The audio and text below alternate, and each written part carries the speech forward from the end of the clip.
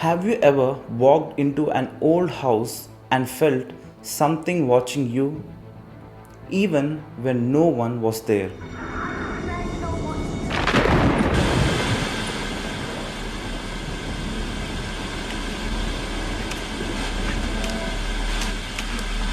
Ancient yogis spoke of energy beings, spirits that can linger, attach, or even be contained within physical spaces.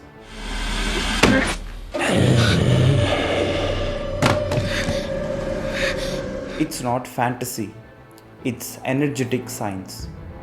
Stay with me till the end of this video because by the time we'll finish, you'll see why some objects hold energies that can bless or haunt. When you hear the word spirit, most people imagine ghosts. But in the yogic view, a spirit is not a ghostly figure, it's a disembodied energy form, a being without a physical shell. Every living body houses an energy pattern. When the body drops, that pattern doesn't vanish. It simply loses its anchor. Now, what happens to that energy depends on its karma, its intensity, and the consciousness of the environment it's in. Some dissolve naturally, others linger. Everything you touch records your energy. If you wear a ring for years, it carries your subtle imprint. If someone full of rage uses an object repeatedly, that anger saturates it. This is not superstition, it's energetic memory. That's why in ancient cultures, people never wore another person's ornaments or slept on a stranger's pillow. They knew objects can absorb and hold energy forms, and if a powerful energy, a spirit, comes into contact with such an object, it can find an anchor point. In Mystic Musings, Sadhguru explains that consecration is a conscious way of binding energy. He says, when we consecrate a space or an object, we fix a certain kind of energy in it with intention and precision. In contrast, when people play with energies without awareness, through occult practices, rituals, or emotional intensity, they may trap a being unintentionally. So, yes, a spirit can be trapped in an object. But the real question is, by who and why? A yogi may do it for creation. A sorcerer may do it for control. The difference is consciousness. You see, energy cannot exist in the physical plane without an anchor. When an energy form is not ready to move on due to attachment, unfulfillment desire, or force, it seeks a medium. That medium could be a stone, a vessel, a ritual space, or even a person. This is why sacred objects are energized through mantra and geometry to contain positive forces. And it's also why certain cursed or haunted objects exist. They too are containers, but of distorted energies. In the yogic sciences, geometry is key. A pyramid, a yantra, or a Shivalinga. These forms are designed to stabilize energy.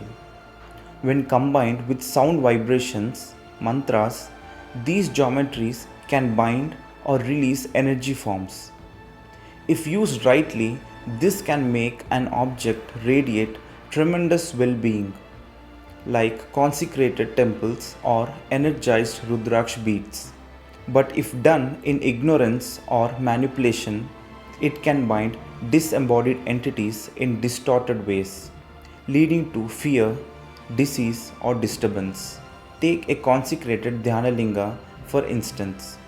It's a living energy form, created consciously to radiate balance and grace.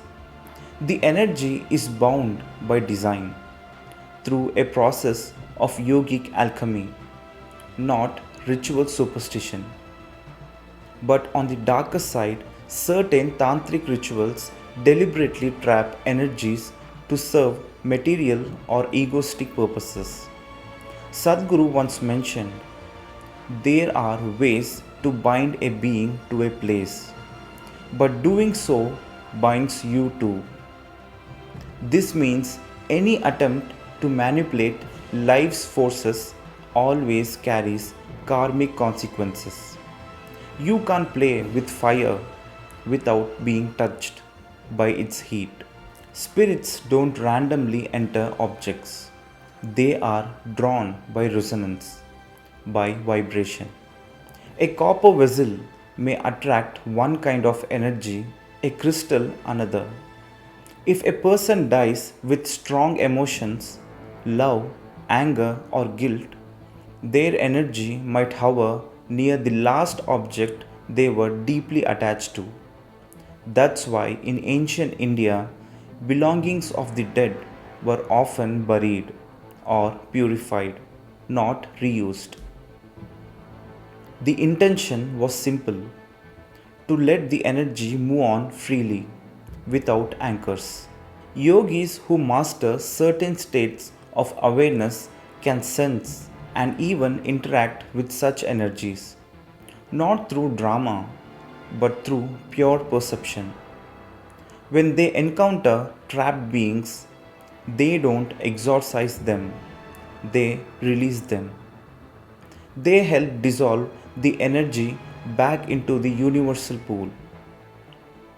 Sadhguru said that during certain powerful rituals, many beings come, but they are not to be disturbed. They are being guided home. This is compassion at a cosmic level, liberation for the unseen. In recent times, many people try to play with Ouija boards, occult chants, or so called energy summoning methods seen online. This is not a game. When you open energetic doors without knowing what you're doing, you are not summoning angels. You are calling in confusion. Without the necessary stability in your system, your mind can become that object, the container where energies linger. So the yogic path never encourages contact with the dead. It focuses on transcending them. So, can you trap a spirit inside an object? Yes, but only if you understand the deeper mechanics of life and energy. Otherwise, what you think you're trapping might actually be trapping you. Instead of trying to bind forces you can't comprehend, learn to purify and elevate your own energy. That's the true occult mastery. If this insight stirred something within you, subscribe and share this video with those exploring deeper truths. And remember, energy follows intention. So keep yours pure, and the world around you will stay light.